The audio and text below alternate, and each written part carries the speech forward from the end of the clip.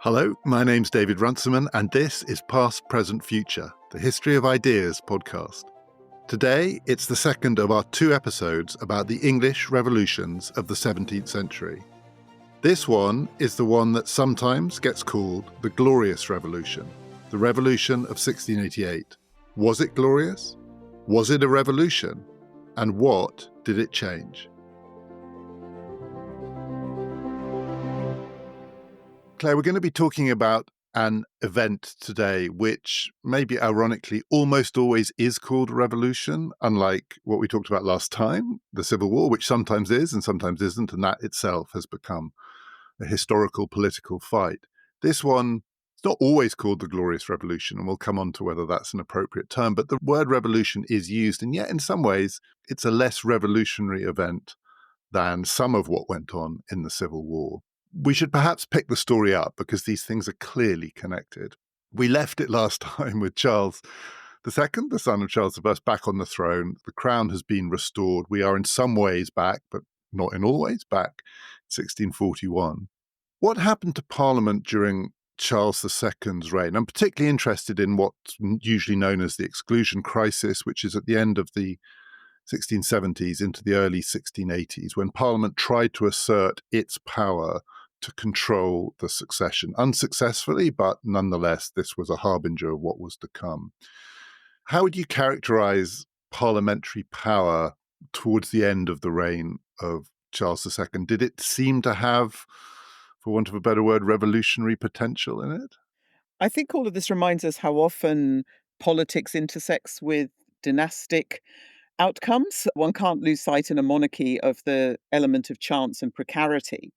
So, as you say, we left the story with the restoration of the monarchy, and there is a real attempt by the political nation that are in charge at the beginning of the restoration to turn the clock back, to imagine away the aberration that was the interregnum.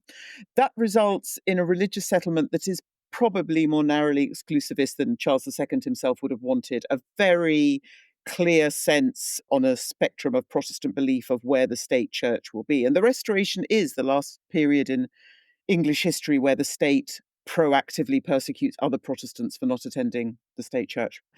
The 1660s, Charles treats his obligations to call parliament and have fresh elections pretty lightly. You have this Cavalier parliament that lasts far longer. I mean, Charles II is in breach of the Triennial Act fairly quickly, but such is the negative memories of the 1640s and 1650s that nobody really raises many objections.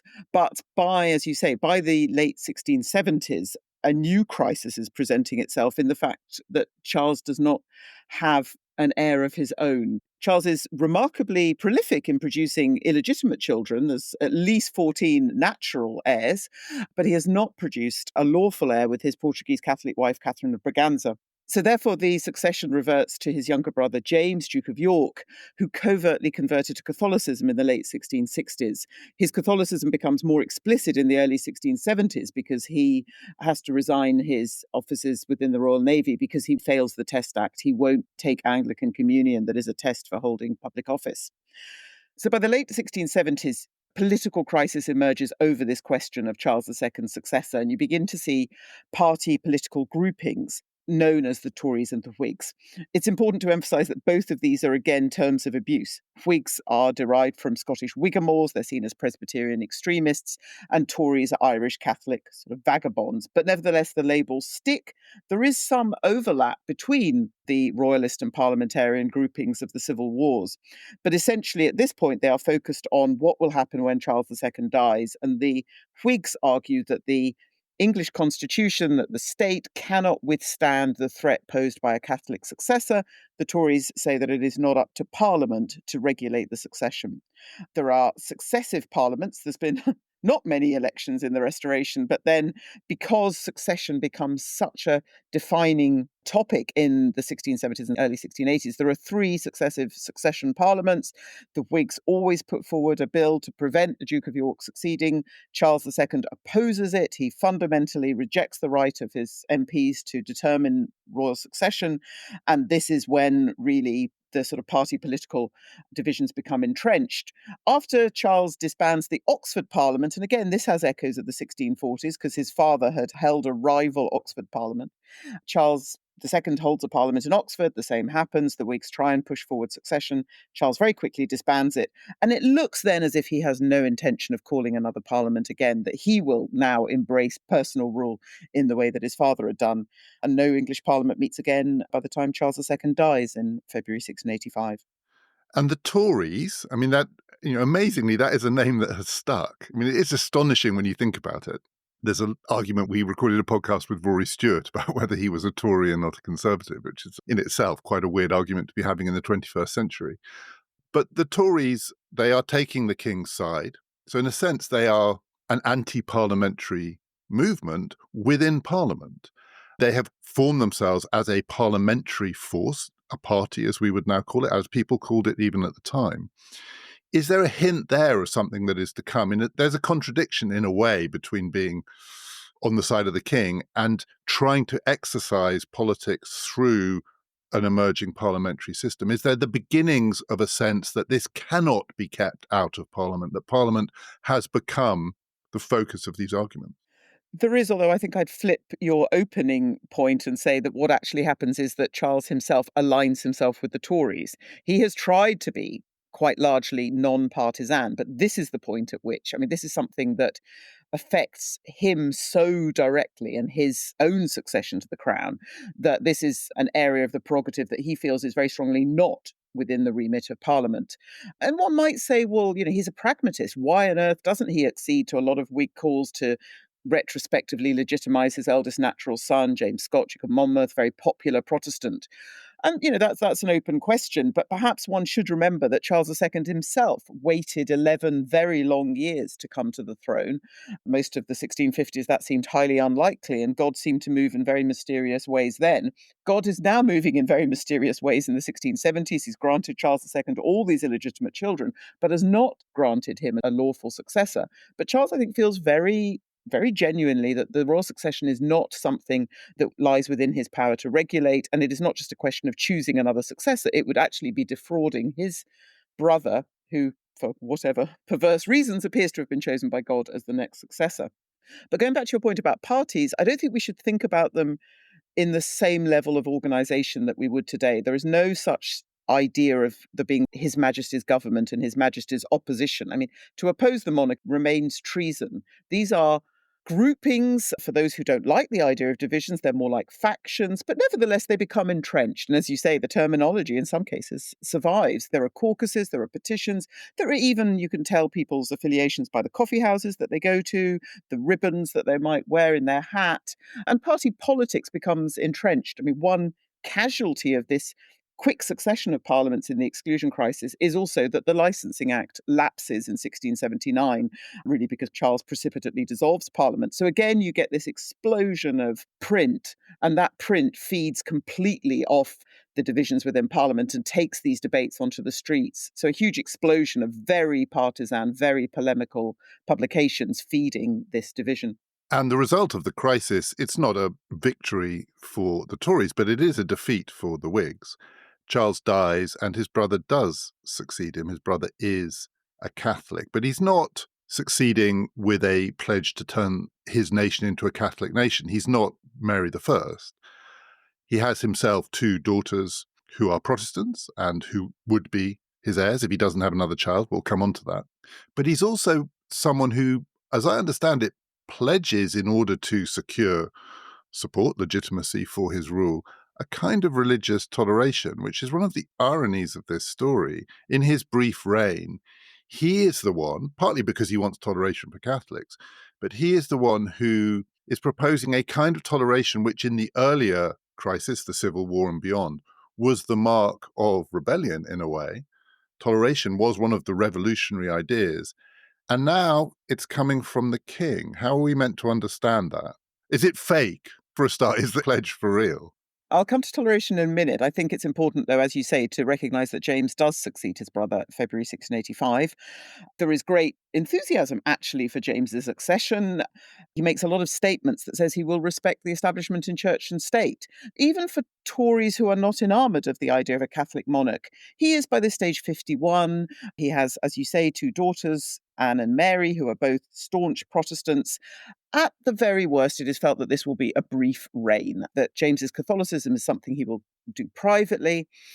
Perhaps, if you like, the real revolution, you could say, occurs in James's very brief reign, because actually, in practice, he goes against all of these commitments very quickly. He'd also had a period, Charles II had exiled him, if you like, to Edinburgh during the exclusion crisis. And actually, there he proved very popular. He hadn't shown any of these Catholicizing tendencies there. He'd actually supported the established Church of Scotland, its Episcopalian against its Presbyterian adversaries. There was a lot of enthusiasm for James. But very quickly, he starts on this program of recatholicization. He works particularly enthusiastically in Ireland, which was a majority Catholic population. And I think, seeing it from James's view, James believes that the only thing that is keeping his subjects Protestant is this framework of persecutory legislation, sort of penal laws. All you need to do is remove those penal laws and people will embrace the true faith. So this is why he is very keen on toleration, as removing this discrimination and this whole framework of statutes against his Catholic co-religionists. He also could be seen a little bit as a king in a hurry. I mean, if he is to be succeeded by his daughters Mary and Anne, he needs to do this as soon as possible to enable the Catholic establishment to establish itself before some of these changes potentially might be reversed. So, coming to his proposals for toleration, yes, that is at the heart of what James wants to do. But as I say, it's not because toleration in itself is a good, perhaps. I don't think anyone who has very deeply felt religious beliefs would see toleration in itself as an unqualified good. Most people wish, by whatever means, to bring the rest of the flock to their view. So, as I say, for James, this is a way of, as he sees, unleashing the Catholic true faith that he believes is still there in the British Isles. In reality, it's only in Ireland.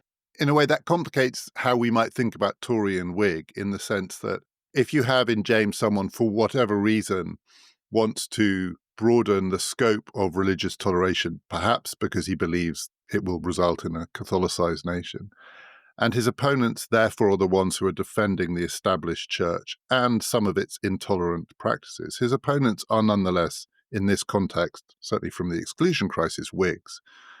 Tories will become the party associated with the established church. Is it just that it's sort of earlier and more fluid at this point, and these allegiances are sort of shifting around? Where you stand in relation to the established church is not going to be necessarily a marker of where you stand in relation to this new monarch? Or is there something more fundamental going on? There's a kind of subversion of the arguments happening here. I think, again, it goes back to whether or not you're looking at religious toleration as a good in itself. One key alliance that James makes is with the Quaker William Penn, and he and James tour the country in 1687. When they're addressing gentry in Cheshire, James offers them, as he puts it, a new Magna Carta in conscience. This is how to enshrine your liberties in religious toleration. But as you say, this is a real minority taste. A lot more people are attracted by the idea of comprehension, making the Church of England less narrow and getting over things like the requirement to kneel at communion, that for some Protestants is just too unacceptably popish, but actually having a much more broad-based Church of England. And it doesn't work. James, he's there for 3 years. He is trying, in a complicated way, to make his reign sustainable. In 1688, it becomes clear that it is not going to be sustainable. Maybe that's with hindsight, but it's pretty rapid how events move. What is the trigger? I think there are two triggers, perhaps one more serious than the other, but there's a very telling trial of 7 bishops, including the Archbishop of Canterbury, who are put on trial for sedition in refusing to read out James's declaration of toleration from their pulpits. And in June 1688, the 7 bishops are acquitted, which is a huge humiliation to James's ministers. That same month, his wife, his second wife, the Italian Mary of Modena, produces a son, the Prince of Wales. And that, again, as I say, the intersection of politics and dynastic fate, that suddenly means that if this child survives and succeeds his father, that this is not just a temporary aberration, if you like, for Protestants of a Catholic monarch. This is now potentially an eternal Catholic succession. And as you say, the momentum of opposition to James has been growing just because of the sheer speed of events. In Ireland, particularly, the whole complexion of the army under an Irish Lord Lieutenant, the Earl of Tyrconnell, suddenly the majority of the Irish army is now Catholic, both the rank and file and the officers. And a lot of people see what's happening in Ireland as a kind of laboratory for what James intends in England. So when he does things like impose a Catholic master on Magdalen College, Oxford, and sack all of the fellows, this is terrifying to the English establishment of both Whig and Tory stripe. The result is that he loses his throne and he is replaced by, for the only time in British history, by a dual monarchy. William and Mary. William is William of Orange, the stadtholder of the Dutch Republic. This is a revolution because a king has lost his throne, but it is also clearly an invasion. I mean, this is an overseas force. William arrives with a Dutch army. He lands on this island, an island that doesn't, on the whole, take kindly to being invaded, and he is invited to take up the throne. We call it a revolution, but when you frame it like that, it sounds more like events that we would traditionally characterize as a foreign invasion. So what makes the difference? How do we square that circle and squeeze a foreign invasion into the framework of a revolution? Well, I think it's a lot about the stories that we tell ourselves in our national histories and how we choose to remember these events. But I also think we shouldn't make it a binary, that this is actually a bit of a false dichotomy. It can be both a revolution that is affected by a foreign invasion. At the outset, what's important to remember is that the Immortal Seven, as they became known, a group of leading Tories and Whigs, wrote to William asking him to intervene in English politics. And William had a record of intervening in English politics. He is both James's son-in-law because he's married to James's daughter Mary, but he's also James's nephew. He's the son of James's sister. And he has kept a very close eye on England.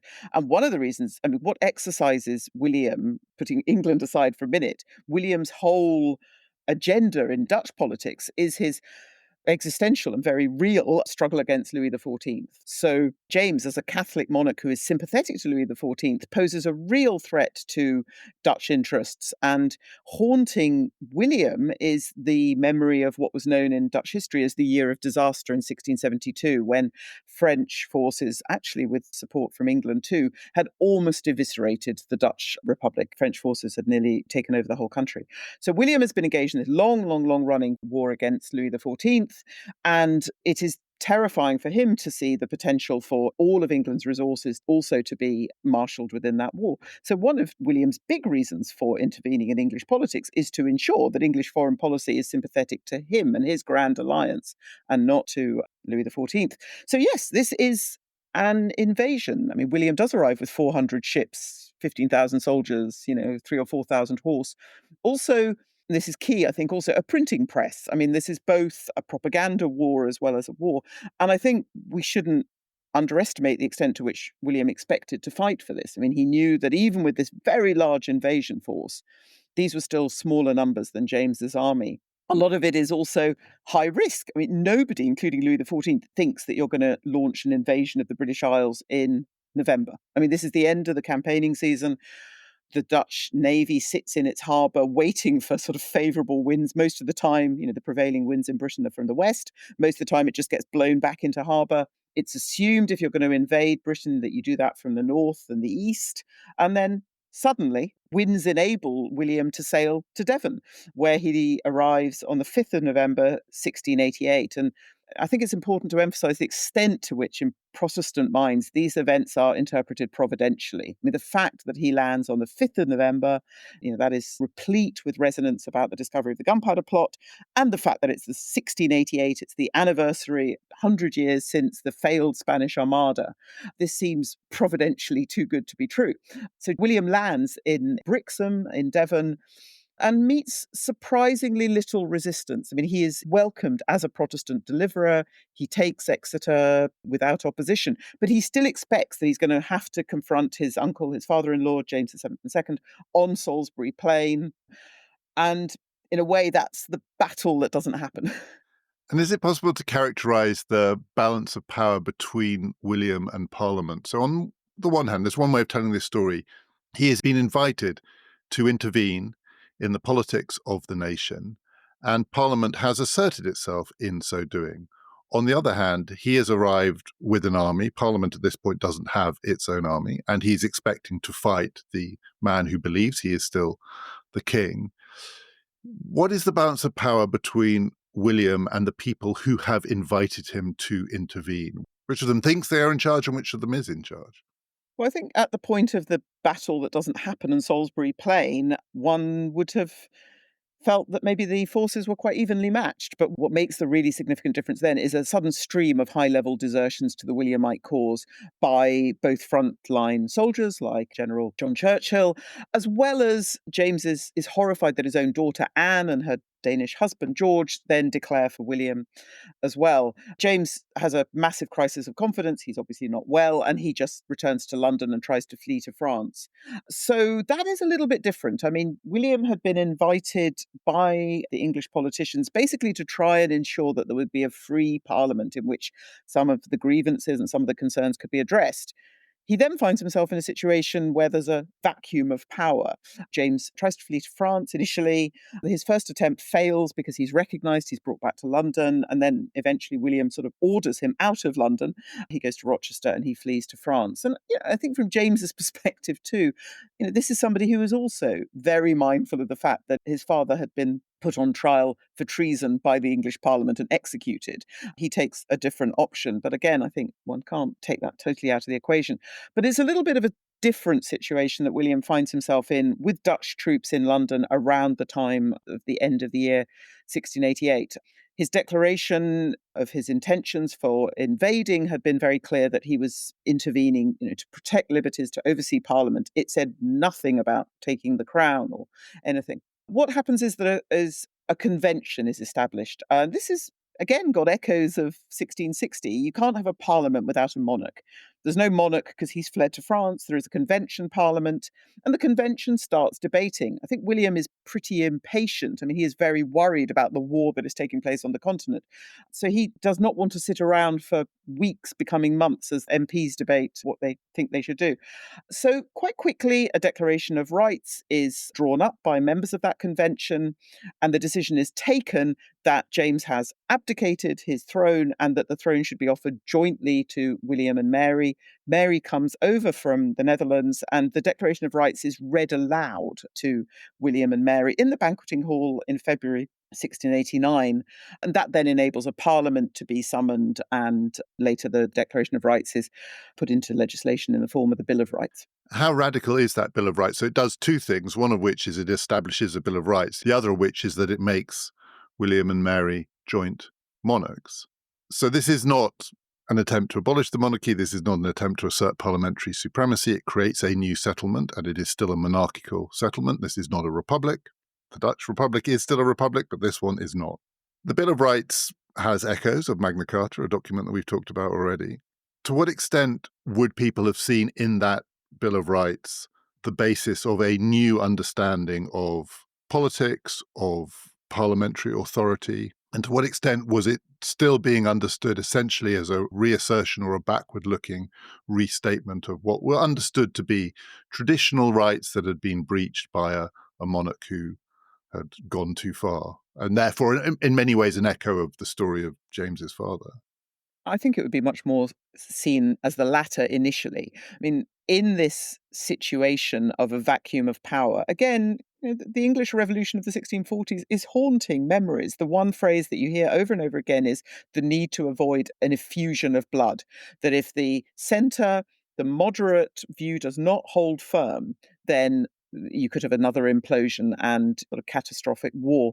So, what is put into the Declaration of Rights has to be mutually acceptable to Whigs and Tories. It has to give enough common ground that, as you say, that this reasserts understandings about regular meetings of Parliament, that monarchs cannot, when they wish, as James had done, suspend particular parts of acts and bits of legislation that they don't like.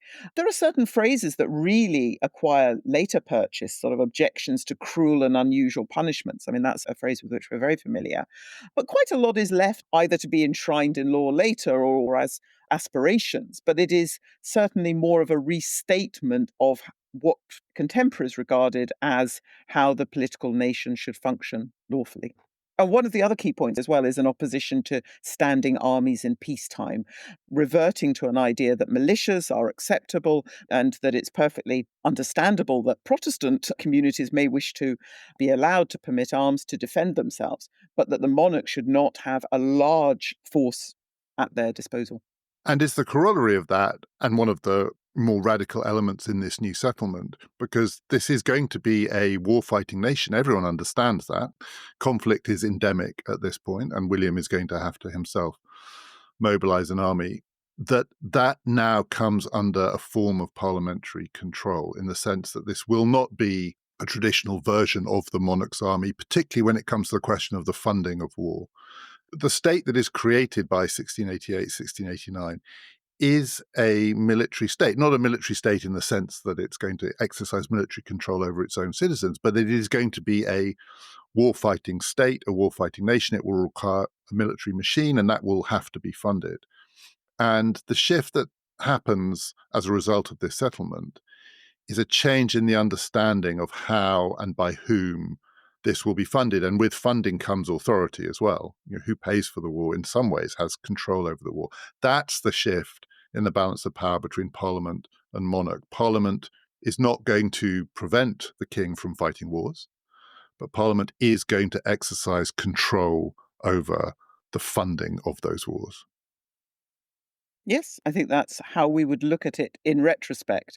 If that's, I think, what contemporaries thought they were signing up to, that probably is a little bit seeing into the future. I think the sheer scale of warfare that England got involved in under William was probably unanticipated. I mean, you're right that the reason England had not been engaged in this level of continental total warfare was because monarchs couldn't fund it. William comes to England determined to harness England's resources within this continental wide conflict. And it's important to remember, too, that within the Grand Alliance, of which William is the head, there are Catholic powers. So it's not a sort of pure Protestant versus Catholic conflict in which William is engaged. It is a sort of conflict against Louis XIV's wishes to be universal monarch and his territorial aggrandizement.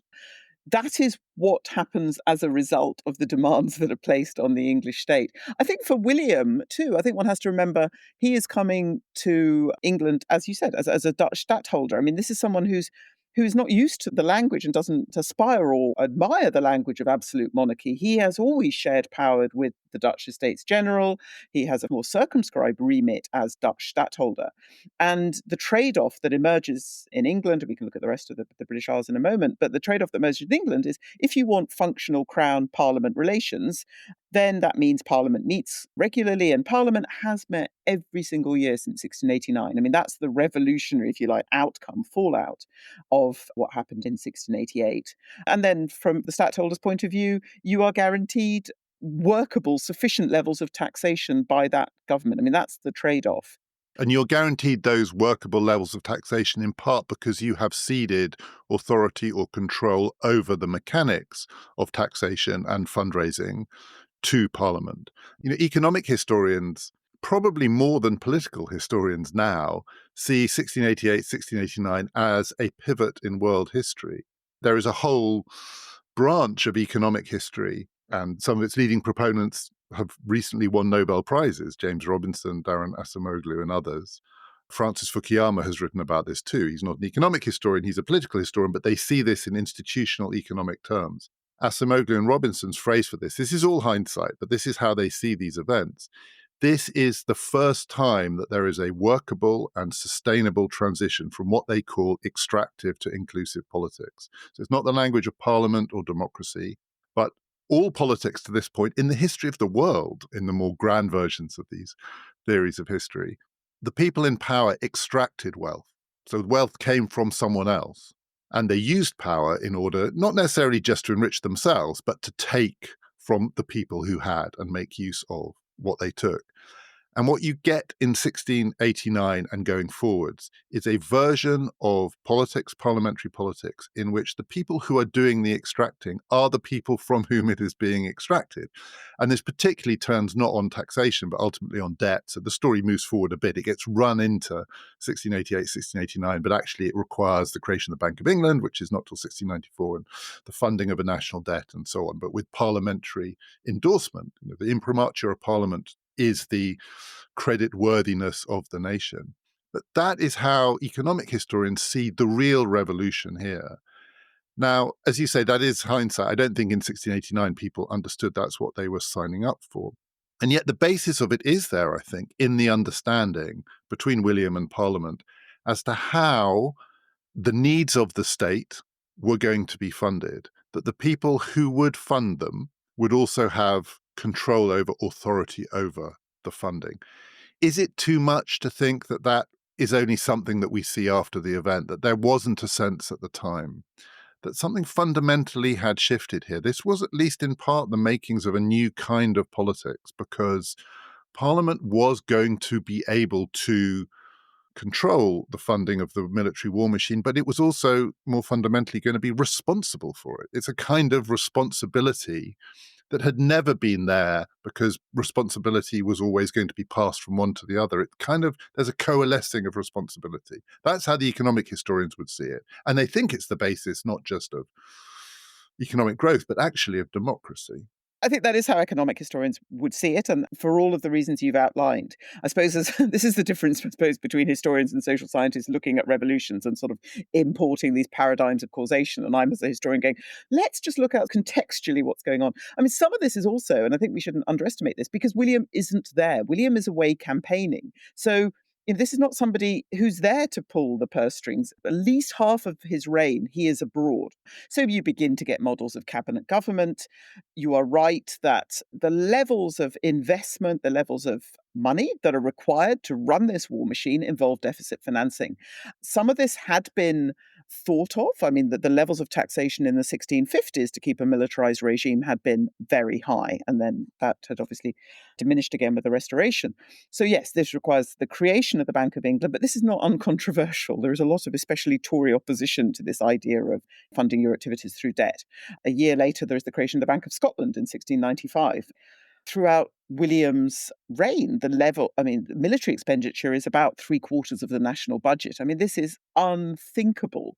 Also, for a country that part of the Declaration of Rights had been against the idea of a standing army, and yet the average through William's reign is that about 115,000 Englishmen are in arms on the continent. So, this idea of a militarized, expensive state with a very large executive is perhaps an unintended consequence of inviting William. I don't think it's part of a providential revolutionary plan, but that shouldn't for a moment underestimate the reality of that transformation.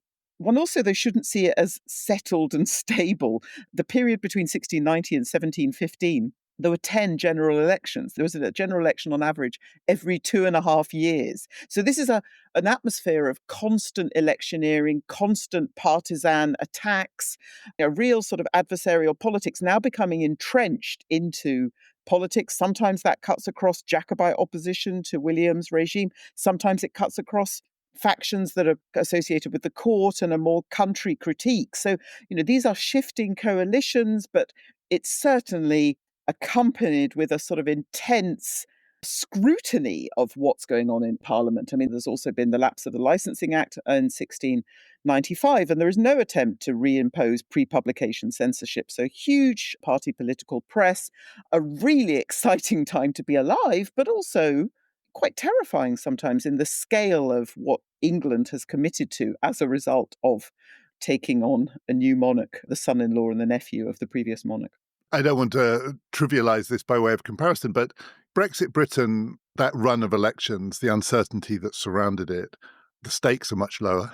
But nonetheless, just thinking about the question of hindsight, in 30, 40, 50 years' time, how that period of English history, of British history, I should say, is going to be understood by historians, we don't know. We're living through it, a period of a fundamental shift in political allegiances. actually, I think, big changes in the party system and the consequence of that, Britain's relationship with Europe, all of that, which produced a run of general elections because there was no stability, there was no certainty.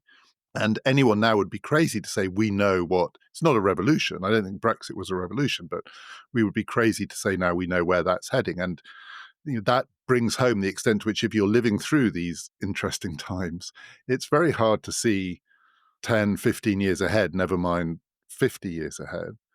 The comparison with the interregnum, I think the economic historians would say the fundamental difference, these words extractive and inclusive, they are evaluative as well as descriptive. Inclusive is meant to sound inclusive, and that deficit funding of a vast military machine in the 1650s was not inclusive. It was an armed military regime funding itself and extracting wealth from, among other things, its defeated opponents. Whereas 1688, 1689, I think it is fair to say it was a consensual settlement. Do you think that's too much sort of Whiggish hindsight? But it is at least fair to say it was different from trying to finance war on that scale in the 1650s when there has been a coup. I mean, this was not a coup. Can we agree on that? It was not a coup. On the other hand, I think it's always tempting to play devil's advocate as a historian. I mean, there are certain points in which you have to say, well, is this really what contemporaries thought they were asking? Another Whig trajectory that's often drawn between, say, Magna Carta is to look at something like Habeas Corpus Act, passed in 1679, a great Whig achievement. This is something that ensures that no individual can be imprisoned without due course. One of the first actions that William takes in 1689 is to apply to Parliament for the suspension of the Habeas Corpus Act because there are so many Jacobites who are opposed to his regime, and he simply cannot function without rounding up large amounts of political suspects, putting them in prison and worrying about due process later. So I think one just has to be a little bit cautious about seeing this all as some great Whiggish triumph that commands a huge amount of consensual support. There are a lot of people who make a lot of money out of aspects of the war. There are also large numbers of casualties and substantial parts of the political nation that say that this is not our war. We should not be sending more than 100,000 troops a year to the continent to fight a Dutchman's war. And I think, again, where does Jacobite support come from? I mean, William and Mary is an easier concept for a lot of people to swallow because Mary was, after all, James's daughter. There's a lot of swirling rumor that this son that his second wife produces is a supposititious child. It's smuggled in, and that somehow James and Mary of Modena are trying to defraud Mary from her rightful Protestant throne. She dies of smallpox in 1694, and that removes the fig leaf of legitimacy, if you like, from this Williamite enterprise. And it's no surprise that the assassination plots escalate. Jacobite opposition escalates to William in the late 1690s. The other problem that the revolution doesn't solve or even address is the same dynastic problem. And that comes back to haunt William at the end of the 1690s when it has always been recognised that Mary's sister, Queen Anne, her rights will trump any rights that he were to acquire if he were to remarry. Despite a tragic history of pregnancies, miscarriages, stillbirths, Queen Anne has multiple pregnancies.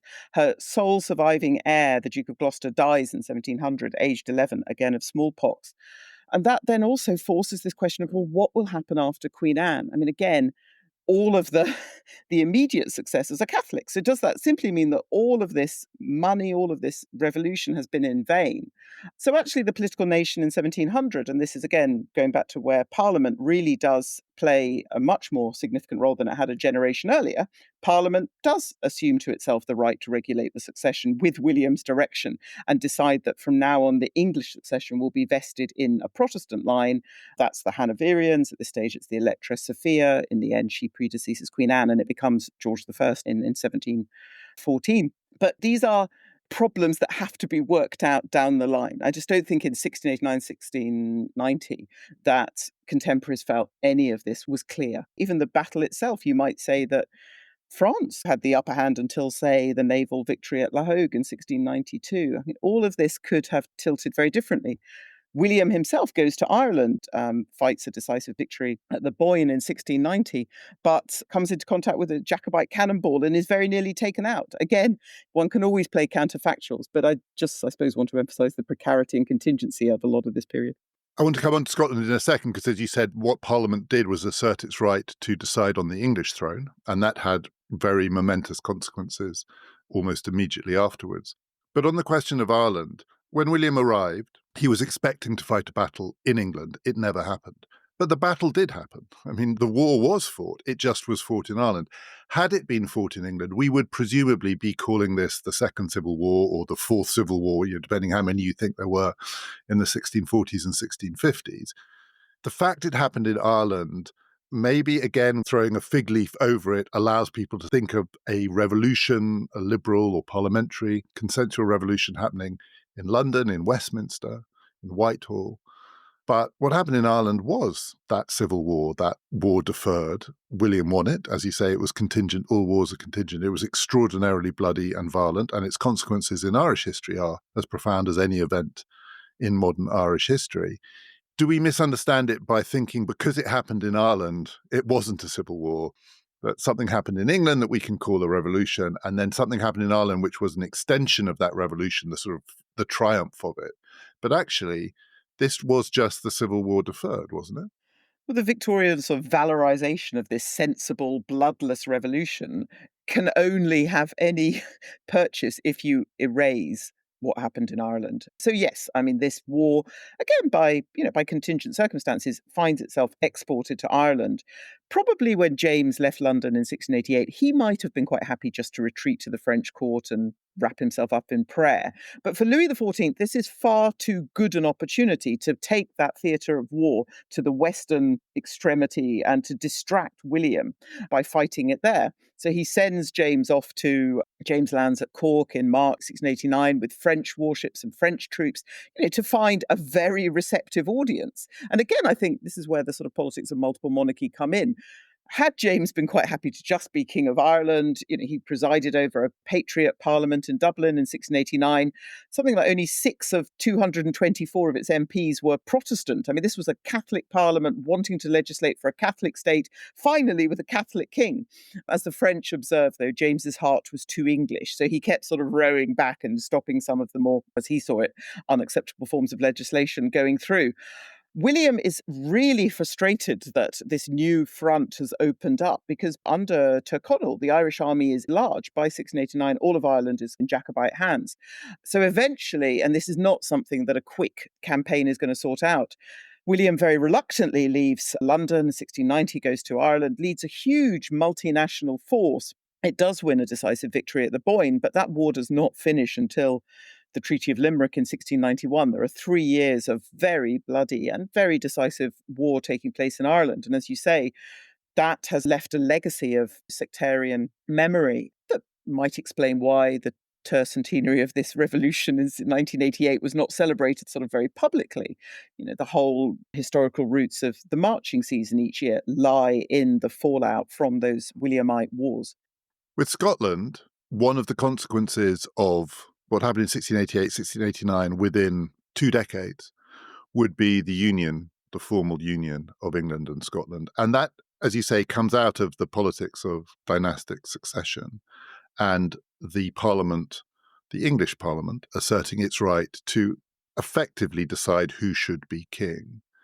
How do you get from there to a union of England and Scotland? And is the union of England and Scotland in some ways the most consequential outcome of all of this? Because it does, fundamentally changes the character of this state.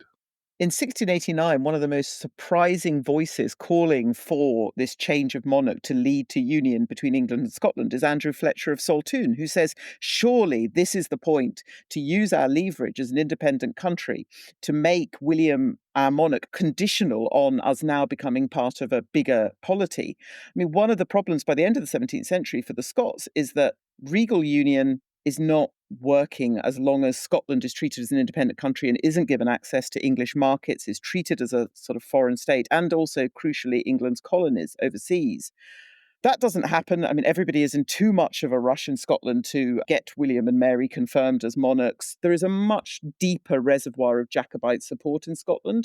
Again, this is not a bloodless revolution in Scotland by any standards. The Scots are deeply attached to the Stuarts as a Scottish dynasty, and however unpalatable they find a lot of James's Catholicism, For many, this is too much to suddenly just have this change of monarch. And it's also not the case that these fictions in England that James has somehow abdicated the throne are pretty meaningless in Scotland, where James has never been as a king anyway. The Scots Revolution is more radical on paper, so the Scots claim of right does not subscribe to this idea of abdication. It actually makes very clear that to the Scottish political nation, James has forfeited his right to be king through a series of illegal actions. That also has the effect of then disqualifying his heirs and successors from becoming king. Unfortunately for the Scots, once they've given William and Mary the throne, William has no interest in Scotland really at all. He is not interested in ideas of union. And actually, he then is not interested in sort of Scottish economic grievances. And actually, he then pursues a foreign policy that is totally detrimental to Scotland. Scotland has decided by the 1690s that its only route to economic survival while England is at war with most of its trading allies is to start its own colonial empire. It devises a Company of Scotland, and initially that is seen as a joint Anglo-Scottish enterprise. But it gets huge resistance from the English East India Company, and eventually it becomes a sort of Scottish-only colonial venture. It chooses with great strategic foresight a territory at Darien on the Panama Peninsula. But unfortunately, where the Scots choose to found their overseas empire is at odds with William's foreign policy that involves keeping Spain on side against Louis XIV. And, the Spanish do not understand William's argument, well, these are my subjects, but they're not my English subjects. So eventually William directs that this colony that it not be supplied, that it fails. And a quarter of Scotland's liquid capital disappears into the disaster of the Darien settlement. So there are huge Scottish grievances about William not having Scotland's interests at heart. So when there is another dynastic opportunity, the Scots would see it, they use the English fears about the lack of succession as a bit of economic and political leverage. They basically bring the English to the negotiating table and say, unless you give us economic free trade and access to your colonies, we reserve the right to vest the Scottish succession in a different line. And that could be the Jacobites. And the last thing that the English want is a Franco Scottish hostile power on its borders. So there is enough of a threat posed by Scotland reserving the right to determine its own succession to bring the English to the table.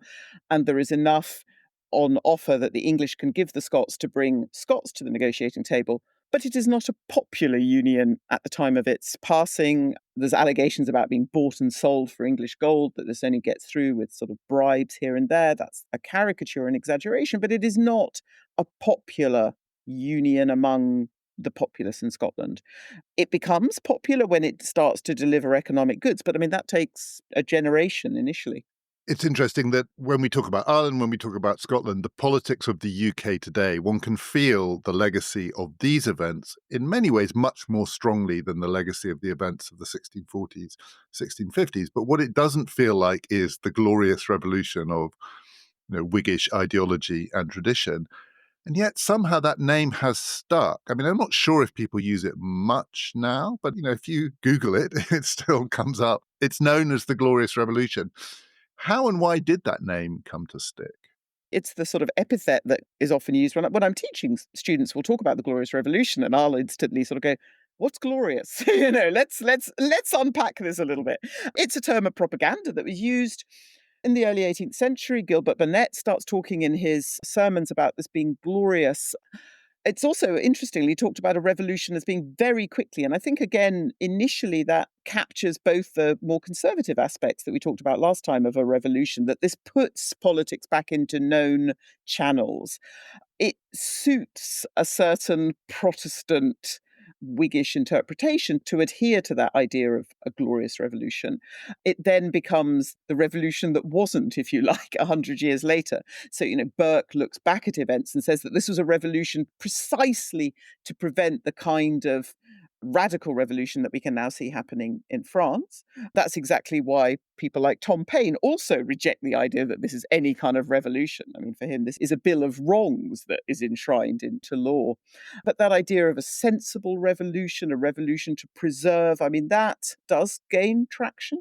Did this event, do you think, have within it any of the seeds of that more radical kind of revolution that people like Paine might have wished for? either 100 years later or indeed 100 years earlier? Had it entirely suppressed the real radicalism of the 1640s and 1650s? Did they bubble up at all in this period of great instability, great contingency? The dynastic politics is shaping this, but in the gaps that dynastic politics open up are the possibilities for more radical voices to imagine different kinds of futures. Had republicanism gone completely by this point? Again, it depends how one defines republicanism. And if one is thinking about the res publica, there is a real concern for the health and protections that the res publica needs. And the sort of guardrails is a phrase we talk about now to preserve mixed government, to have monarch working in conjunction with parliament, king, lords, and commons. I mean, that might look an ancien regime structure, but it's also the view that commanded more general acceptance. Ideas that had been radical in the 1640s and 1650s, religious toleration. The Act of Toleration is one of the outcomes of 1688. Toleration Act is passed in England in 1689. It is a limited form of toleration. It is only for Protestants. There is no real attempt to make this a comprehensive Church of England. And the Church of England is shocked by the speed with which you start seeing nonconformist meeting houses springing up all over the place. And the slogan, "The Church in Danger," really becomes quite prominent. In Scotland, there's no Act of Toleration passed until the 1710s. And there is really bloody settling of earlier scores between Episcopalians and Presbyterians. There are aspects of the revolution that are more radical, if we like, that failed. There's an attempt in the 1690s to preclude placemen, members of the executive, from being members of the legislative, and that fails. But had that passed, we would perhaps have had a political system more like the American, in which members of the legislative cannot be members of the executive and vice versa. So, there are parts of this attempt to redefine a new kind of politics that do succeed and become entrenched, and there are others that aren't. So we've talked about the two English revolutions of the 17th century. They also had far-reaching consequences and implications for Scotland and Ireland, but both of them can be called the English Revolution. Which one do you think was more revolutionary?